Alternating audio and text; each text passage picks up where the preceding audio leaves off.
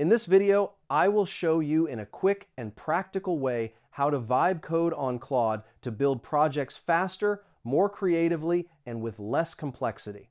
First, go to the Claude website and sign in to your account. If you don't have an account yet, you can create one for free using your email or Google account. Once you are inside, start by describing your project idea in a simple way without worrying too much about technical details.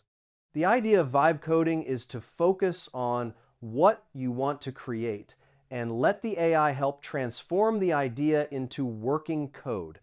For example, you can ask Claude to create a modern website, a simple app, or a specific tool. After Claude generates the first version of the code, you can gradually improve it by requesting changes, design updates, or new features.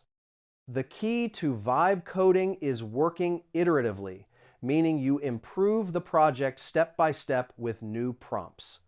You can also ask Claude to explain the code or suggest improvements to make the project more complete. This helps save time and makes it easier to create projects even without advanced technical knowledge.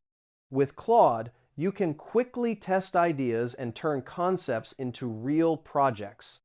And that's it. Now you know how to vibe code on Claude in a simple and creative way. Save this video so you can check it again later if needed.